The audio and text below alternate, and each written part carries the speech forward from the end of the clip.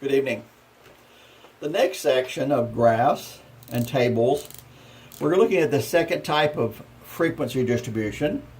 This one is called a ungrouped frequency distribution. A UFD stands for ungrouped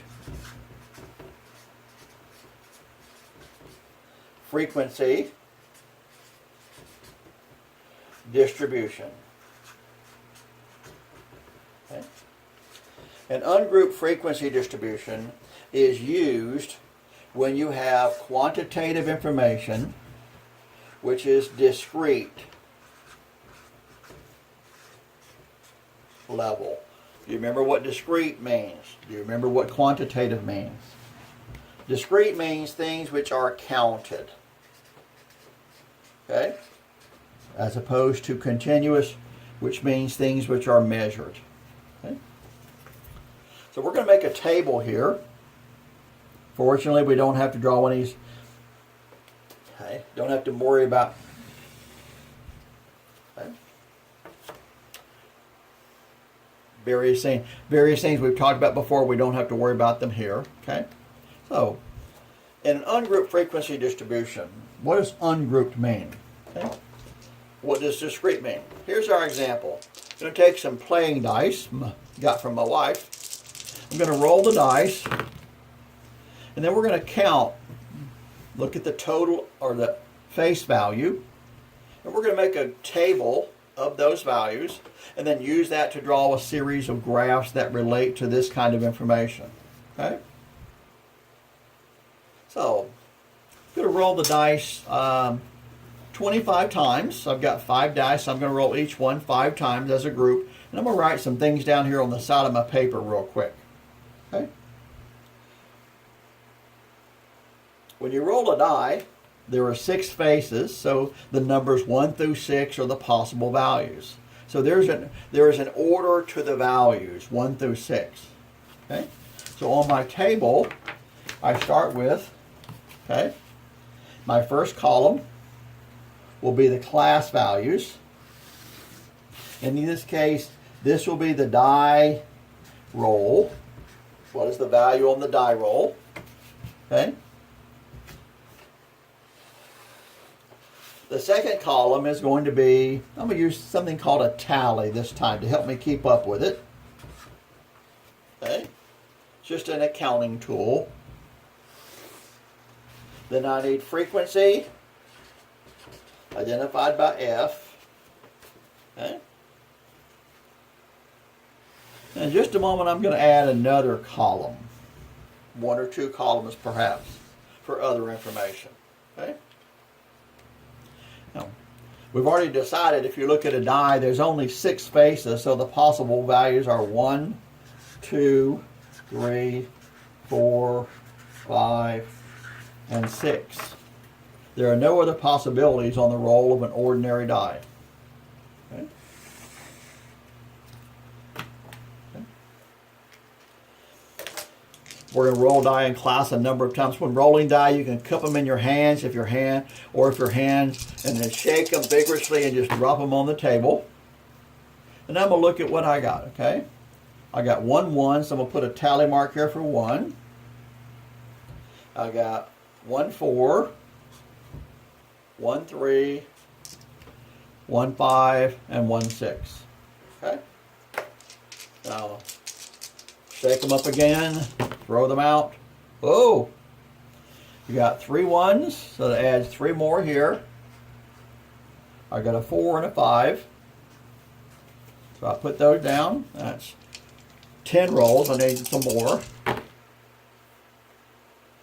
Okay.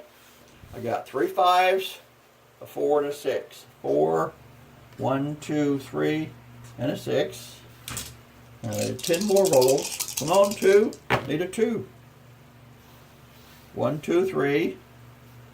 3 3s, a 4, and a 5. Maybe I'll get a 2 this time. Yeah, I did. 1 1, 1 2, 1 1, 1 2, and 3 4s. 1 2 3. Okay. So I'm done with my dice. Now what I need to, the tally is used as an accounting tool just so you can keep up with the values as you roll them, okay? Without having to write down 1, 2, 3. All right, 1 occurred 5 times, that's its frequency. 2 occurred 1 time. 3 occurred 4 times. 4 occurred 7 times, I think. 5 and 2 is 7. 5 occurred 6 times. 6 occurred twice. Okay. Although the die rolls are numbers, we're not going to add them together because in this case they represent categories. Okay. We're not going to bother with the tallies because we're going to add the tallies up by adding frequency. So the frequency is the sum of the sample, or the sample size is the sum of the frequencies. And I said we're going to roll it 25 times. Let's check. 5 and 1 is 6 and 4 is 10. 17, 23, 25. Okay, sample size is 25. I like these kind of sample sizes because 25 goes into 100 evenly. Okay. Now, we're going to write something now called cumulative frequency. C-U-M-U-L-A-T-I-V-E. Cumulative frequency is CF. Okay. Cumulative frequency, we're going to write down 6 numbers.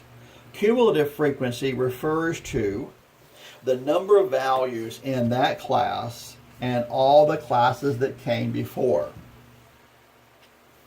Okay. So ignore these values. For the die roll 1, there were a frequency of 5, so we write 5 as the cumulative. Until when you're counting the group 1, there was only 5 rolls. When you add the group 2, it had a frequency of 1. So when you want to accumulate or all the values in the first 2 groups, you have to take these 2 numbers. So you take the 5 here and add the 1 there. 5 and 1 become 6. Now, we threw a 3 4 times.